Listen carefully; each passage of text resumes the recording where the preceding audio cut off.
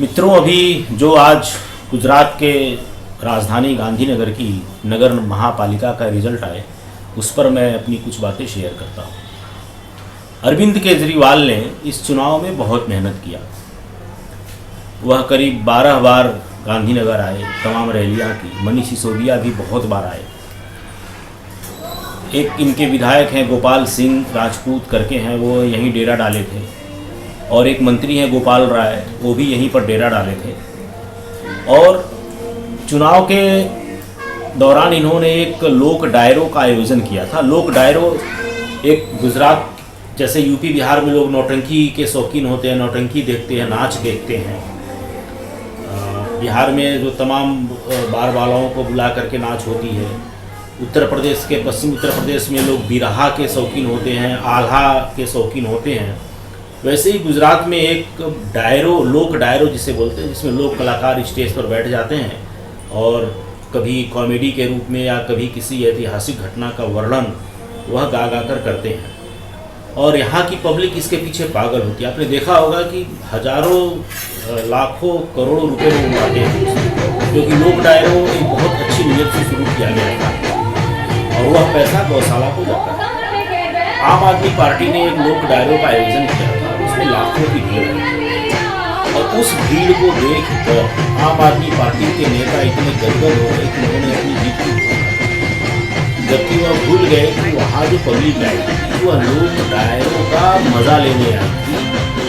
इन गधे नेताओं को सुनने नहीं आई थी, न इनको देखने आई थी। और गुजरात की जनता कितनी समझदार है, सोचिए। आम आदमी पार्टी ने गांधीनगर महापालिका में प्रॉपर्टी टैक्स माफ़ करने, हाउस टैक्स माफ़ करने और जो दुकानों के ऊपर जो जंतरी और दूसरे टैक्स लगते हैं उसे माफ़ करने, और जो नगर महापालिका के अधीन जितने भी हॉस्पिटल हैं, हर हॉस्पिटल में 20 रुपये की पर्ची बनती है, वो सारी माफ़ करने, मतलब मुफ्त मुफ्त मुफ्त इन्होंने सब कुछ कर दिया। लेकिन यहाँ की जनता जानती है कि इस धरती पर असल में कोई चीज़ मुफ्त नहीं होती, हमें उसकी कीमत चुकानी होती है। और जो चीज़ मुफ्त होती है हकीकत में हमें उसकी कीमत सबसे खतरनाक चुकानी होती है। और यहाँ की पब्लिक ने मुफ्तखोरी को नकारते हुए बीजेपी को पसंद किया और 44 सीटों में 40 सीट बीजेपी की आई, 3 सीट कांग्रेस की आई और 1 सीट ये पाप यानी आम आदमी पार्टी आप की आई। अब इसमें जो सबसे महत्वपूर्ण बात यह है कि इस चुनाव के बाद हार्दिक पटेल लगातार अरविंद केजरीवाल पर निशाना साध रहे हैं और केजरीवाल को बीजेपी का दलाल बता रहे हैं। जबकि एक ज़माने में अरविंद केजरीवाल और हार्दिक पटेल एक दूसरे से बहुत याराना रखते थे, बहुत दोस्ती थी। लेकिन अरविंद केजरीवाल गुजरात का चुनाव लड़ने आया तब इनके पेट में पीड़ा होने लगी।